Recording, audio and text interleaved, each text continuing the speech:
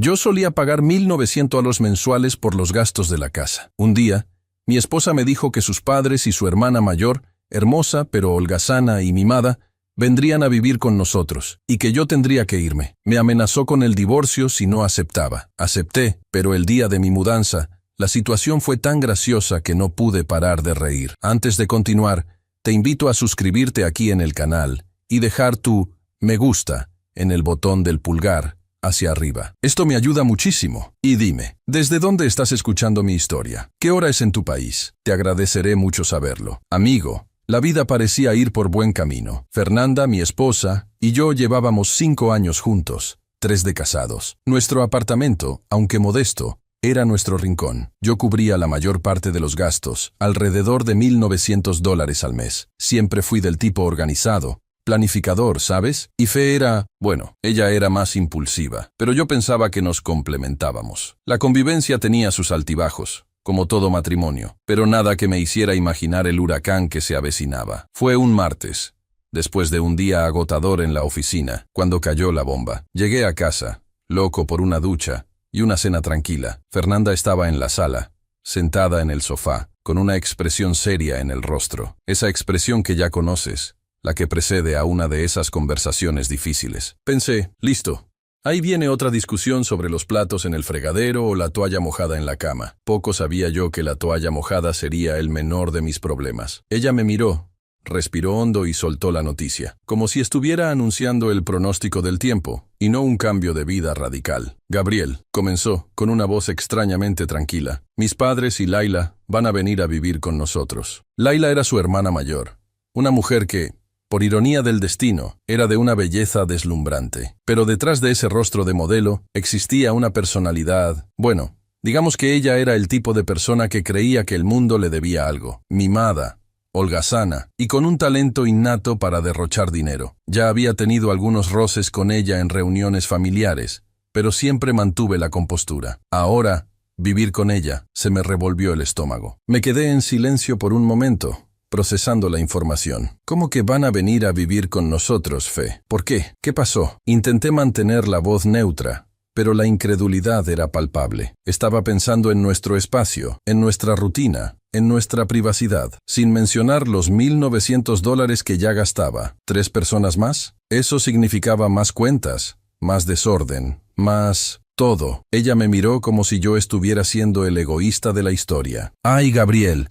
Ellos necesitan un lugar, y Laila también. La explicación fue vaga, superficial. Ninguna mención a problemas financieros o a cualquier otra cosa que justificara esta mudanza. Solo la necesidad de ellos de venir, como si fuera una decisión unilateral, ya tomada, y yo, el proveedor de la casa, fuera solo un figurante en esta historia. Intenté argumentar.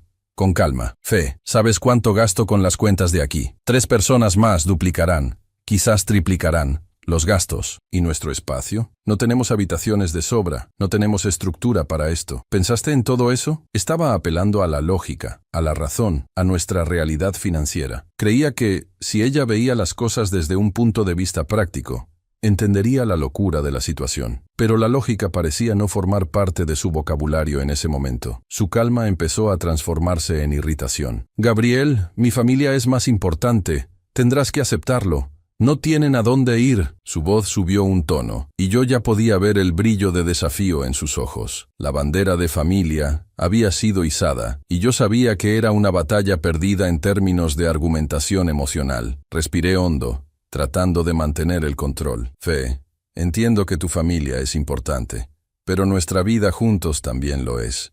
Y esta decisión afecta nuestra vida de una forma drástica. No podemos simplemente ignorar esto. Estaba tratando de que ella viera el lado práctico y el impacto en nuestra relación. Quería un diálogo, una conversación sobre las opciones, sobre lo que haríamos para acomodar a todos. Pero ella no estaba interesada en el diálogo. Y entonces llegó el golpe final. La amenaza que me hizo ver la verdadera cara de Fernanda. Esa que yo no quería creer que existía. Me miró a los ojos. La voz fría y cortante. Si no aceptas, te pido el divorcio. Así de simple. Elige, yo y mi familia, o nuestra separación. Aquello me tomó por sorpresa. No era una discusión. Era un ultimátum, un chantaje emocional descarado. Por un momento, sentí un dolor, Una desilusión. La persona con quien había elegido pasar el resto de mi vida me estaba dando un jaque mate, obligándome a elegir entre mi cordura y nuestra relación. Y lo peor, lo estaba haciendo por su familia, sin siquiera darme la oportunidad de participar en la decisión. Pero el dolor pronto dio paso a una claridad gélida. En ese instante, algo en mí se rompió, no de tristeza, sino de resignación. Me di cuenta de que no estaba tratando con una pareja, sino con alguien que me veía como un medio para un fin. Yo era el proveedor, el que pagaba las cuentas, y ahora era el obstáculo para los planes de su familia. El amor, el respeto, la sociedad, todo parecía haberse evaporado en el aire. Me quedé en silencio de nuevo, pero esta vez fue un silencio diferente. No de procesamiento, sino de decisión. La miré, a la frialdad en sus ojos, y supe que mi respuesta no sería el sí que ella esperaba. No podía ser, no podía doblegarme a un chantaje tan vil, a una imposición tan irrespetuosa. «Está bien, Fernanda», dije, la voz sorprendentemente tranquila. Mi calma la sorprendió. Pude ver la confusión en sus ojos. Ella esperaba una explosión, una pelea, quizás que yo le rogara que no lo hiciera, pero yo ya había superado ese punto. «Si esa es tu decisión, entonces que así sea». Ella parpadeó, un leve rastro de duda pasando por su rostro, pero pronto la arrogancia regresó. «¿Entonces vas a aceptar? Qué bien, Gabriel. Hiciste la elección correcta». No la corregí, solo asentí levemente. Mi mente ya estaba trabajando en otra dirección. Ella creía que había ganado, pero la verdad es que, en ese momento, yo me estaba liberando. Me estaba dando cuenta de que, por más doloroso que fuera, no podía vivir bajo esas condiciones. No podía anularme en pro de una familia que no me respetaba y de una esposa que me chantajeaba. Ese era el final del camino para mí, pero no de la forma en que ella imaginaba. A partir de ese momento, el juego cambiaría. Y ella no tenía ni idea. Me levanté, tomé mi billetera y las llaves del coche. «Voy a salir un poco», dije. Ella solo se encogió de hombros, sin importarle. Y mientras cerraba la puerta del apartamento, supe que era el comienzo del fin de una era y el inicio de algo nuevo e incierto para mí. Pero una cosa era segura: no volvería a ese apartamento como el mismo hombre, ni bajo las mismas condiciones. La calma que me llenaba no era de aceptación, sino de una resolución fría e inquebrantable. La noche que siguió al ultimátum de Fernanda fue la más larga y decisiva de mi vida adulta. Conduje sin rumbo durante algunas horas, la mente a mil, procesando cada palabra, cada amenaza. La calma inicial que me había invadido en el apartamento ahora daba paso a una extraña mezcla de shock, ira y una determinación gélida. No iba a ser el felpudo de su familia. No iba a anularme por una mujer que valoraba más a sus padres y a una hermana holgazana que a mí y a nuestro futuro. Me detuve en una gasolinera y compré un café bien fuerte. El olor amargo de la bebida me ayudó a enfocarme. Necesitaba un plan. Un plan que me sacara de esa situación de forma limpia, eficaz, y que me permitiera mantener la cabeza en alto. El divorcio, que ella usó como amenaza, ahora parecía la única salida, pero yo no le daría la satisfacción de verme desesperado. Lo primero que hice fue llamar a mi mejor amigo, Renato. Renato es abogado, y siempre fue mi refugio para consejos, por más que yo evitara mezclar amistad y vida profesional. Le expliqué la situación, omitiendo los detalles más íntimos de nuestra relación,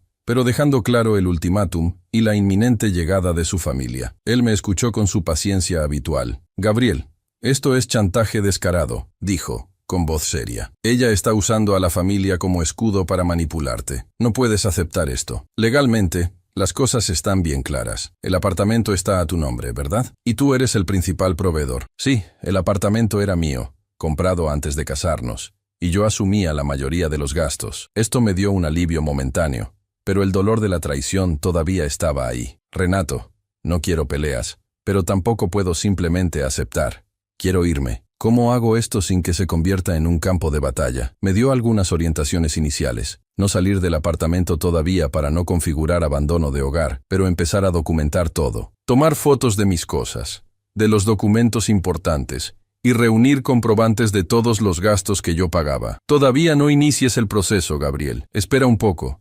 Ve sus próximos pasos, pero estate preparado». Esa misma noche, volví a casa. Fernanda ya estaba durmiendo. Entré en mi oficina, encendí el ordenador y empecé a trabajar. Reuní todos los comprobantes de pago de las cuentas de la casa de los últimos 3 años. Alquiler, condominio, luz, agua, internet, supermercado. todo. Creé una carpeta en mi Drive e hice copias de seguridad en un disco duro externo. Tomé los documentos del apartamento, de mi cuenta bancaria, de mis inversiones. Organicé todo, meticulosamente. Sentía una extraña mezcla de tristeza por estar haciendo aquello y una fuerza renovada por estar actuando. En los días siguientes, actué con una calma que rayaba lo aterrador. Fernanda, que esperaba que yo estuviera furioso o suplicando, se quedó intrigada con mi postura. Respondía a sus preguntas con monosílabos. Evitaba discusiones y me enfocaba en trabajar y organizar mis cosas. Ella me veía arreglando algunas cajas en mi oficina, y yo decía que estaba organizando unos papeles viejos. Ella me creía. La verdad es que estaba separando lo que era mío, lo que me llevaría y lo que dejaría atrás. Libros, ropa, algunas pertenencias personales que tenían significado para mí. La fecha de la mudanza de su familia se acercaba. Fernanda estaba eufórica.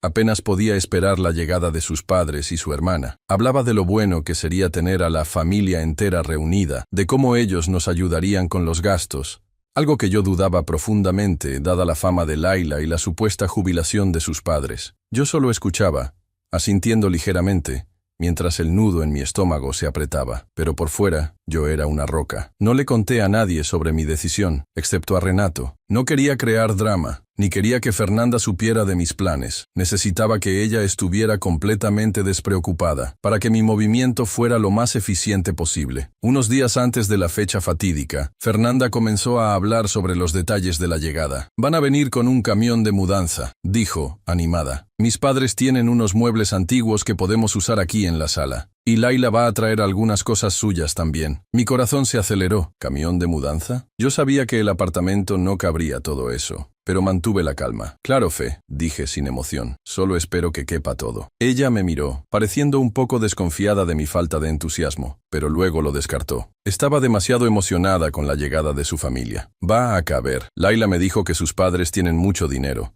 que vendieron su casa y van a invertirlo todo en algo para tener una renta aquí. Nos van a ayudar mucho. Ya verás, Gabriel. Esa parte me llamó la atención. ¿Vendieron la casa y van a invertirlo todo? Pregunté tratando de parecer casual. Sí, Laila es la que está encargándose de todo para ellos. ¿Es tan buena con el dinero? Mi hermana es un genio. Vas a ver lo tranquilos que vamos a estar financieramente ahora. Aquello me pareció una alerta. Laila cuidando el dinero de sus padres. Eso olía a problema. Pero mantuve la cara de póker. Qué bien, Fe. Espero que todo les salga bien. Por dentro, una luz se encendió. Laila cuidando el dinero de sus padres, eso olía a problema. Pero yo no iba a meterme. Aquello ya no era mi problema. Mi foco era mi salida estratégica. La semana de la mudanza, pedí trabajar desde casa, alegando que necesitaba más concentración en un proyecto importante. Fernanda no desconfió, entre otras cosas porque yo a menudo lo hacía. Era mi forma de estar presente en el apartamento sin levantar sospechas, mientras finalizaba los preparativos para mi partida. Conseguí un pequeño apartamento amueblado para alquilar por un mes. Necesitaba un lugar donde quedarme mientras el proceso de divorcio avanzaba y buscaba un lugar más permanente. Nadie sabía de ese apartamento, ni siquiera Fernanda. Tomé las llaves, hice una copia y las escondí en un lugar seguro. La noche anterior al día D fue surrealista. Fernanda estaba llena de planes para la llegada de la familia, hablando sobre dónde dormiría cada uno. Aparentemente, la sala sería la habitación de sus padres, y Laila se quedaría en el sofá-cama de la zona de servicio adaptada. Yo escuchaba todo con una extraña sensación de desapego, como si estuviera viendo una película. Cuando ella se fue a dormir, empecé a actuar. Llevé las cajas que ya estaban listas a mi coche, discretamente, una por una. Puse los documentos originales que había reunido, mi portátil, algunas ropas esenciales, y las llaves del nuevo apartamento. No era una huida, era una maniobra calculada. Dejé una nota sobre la mesa de la cocina, pero no para Fernanda, era para el repartidor de pizzas, en caso de que ella pidiera algo esa noche. Una nota normal. No quería levantar ninguna sospecha hasta el último momento. Me acosté en la cama a su lado, pero no dormí. Me quedé mirando el techo, repasando cada paso de mi plan. Fernanda dormía tranquilamente, ajena al huracán que estaba a punto de golpear su vida. No sentía ira por ella en ese momento, solo una profunda tristeza por todo lo que habíamos construido que se había desmoronado de una forma tan patética. Pero también sentía una ligereza, la sensación de que estaba haciendo lo correcto para mí. Al día siguiente, el día de la mudanza de su familia, me desperté temprano. Fernanda ya estaba levantada, agitada, llamando a sus padres y a su hermana cada 5 minutos. Yo tomé un café en silencio, me puse ropa informal y me preparé para lo que vendría. «Vas a quedarte en casa para ayudarlos a recibirlos, ¿verdad, Gabriel?», preguntó ella, mientras yo tomaba las llaves del coche. Me volví hacia ella, una sonrisa casi imperceptible en los labios. «No, Fernanda, no me quedaré». Ella me miró, confundida. «¿Cómo que no vas? Necesitamos ayuda. El camión debe llegar en cualquier momento». Fue entonces cuando saqué la copia de la llave del apartamento de mi bolsillo y la puse sobre la mesa. «Esta es tu copia, Fe. Yo ya tengo la mía». Ella miró la llave, luego a mí, la confusión transformándose en shock. «¿Qué es esto, Gabriel? ¿A dónde vas?». La encaré, la voz tranquila y firme. «Me voy, Fernanda, y no voy a volver. Este apartamento es tuyo ahora.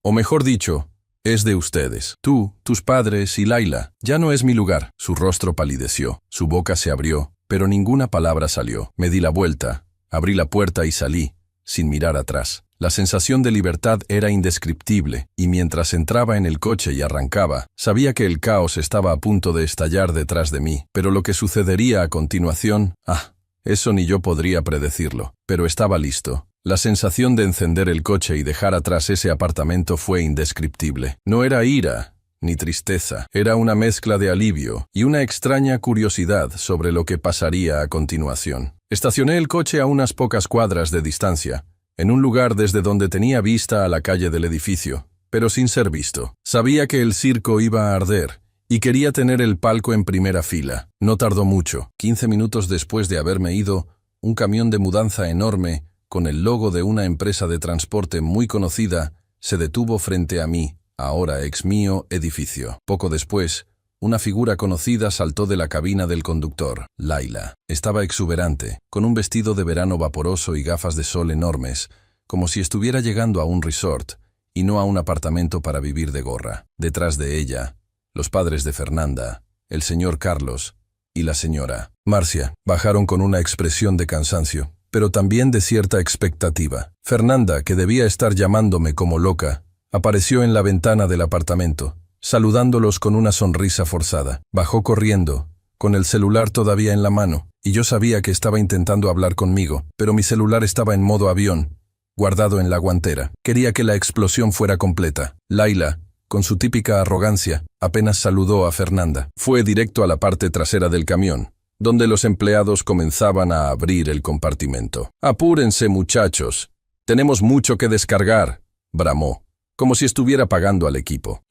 Si supiera. Comenzaron a descargar. Un sofá viejo, una estantería empolvada, varias cajas con la identificación objetos de valor. Cuidado, Fernanda estaba allí, tratando de ser útil, pero parecía más preocupada en llamarme. Podía imaginar su pánico creciendo a cada minuto que mi celular no daba señal. La escena era cómica. Laila dando órdenes, sus padres pareciendo perdidos, y Fernanda, que antes estaba tan llena de sí misma, ahora parecía una gallina sin cabeza. Y entonces, sucedió. Laila, con su pose de gran inversionista, llamó al señor Carlos y a la señora Marcia a un rincón, lejos de los empleados. No pude escuchar lo que decían, pero vi la expresión de sus padres cambiar. De una ligera irritación, pasó a confusión, luego a shock, y finalmente, a desesperación. El señor Carlos se llevó las manos a la cabeza, y la señora Marcia parecía a punto de desmayarse. Laila, por su parte, gesticulaba frenéticamente,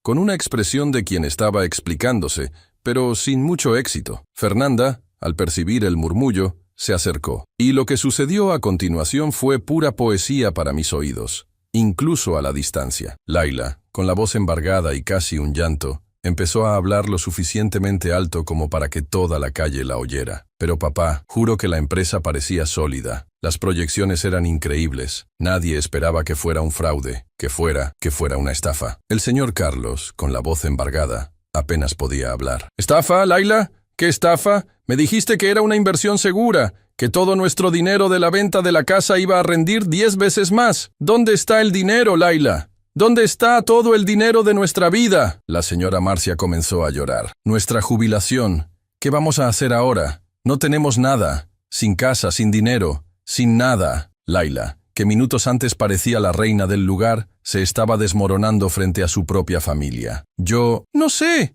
desapareció todo. La empresa cerró, el dueño desapareció, fuimos engañados, perdimos todo. Fernanda, que hasta entonces estaba en shock por mi partida, finalmente entendió la dimensión del desastre. Les había prometido a sus padres una vida cómoda, un refugio seguro en nuestro apartamento, porque creía que eran ricos y que incluso podrían ayudar con las cuentas.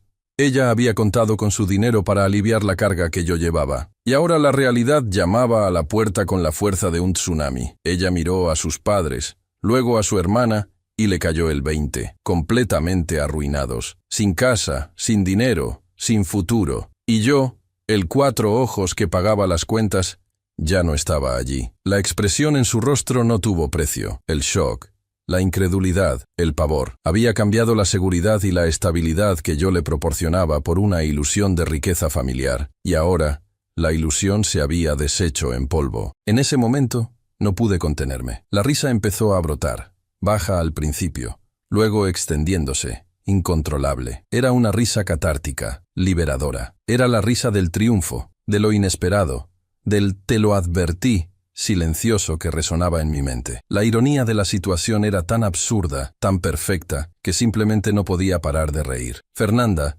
con los ojos abiertos de horror, me vio. Ya no estaba tratando de esconderme. Me vio riendo, desde mi coche, a unas cuadras de distancia. Su rostro se puso rojo de furia y humillación. Pero no había nada que pudiera hacer. La escena se desarrollaba como una obra de teatro trágica y cómica al mismo tiempo. Los empleados de la mudanza, ajenos al drama familiar, seguían descargando las pocas pertenencias de los padres y de Laila. El camión estaba casi vacío, y lo que tenían para poner en mi apartamento era mínimo, insignificante al lado del desastre financiero que acababa de ser revelado. Laila estaba sentada en la acera, llorando. El señor Carlos y la señora Marcia estaban abrazados, en shock, la imagen de la desolación. Y Fernanda, la mujer que me dio un ultimátum y me amenazó con un divorcio, estaba allí, en medio del caos que ella misma había creado, dándose cuenta de que había perdido todo lo que realmente importaba: la seguridad, la estabilidad y sí,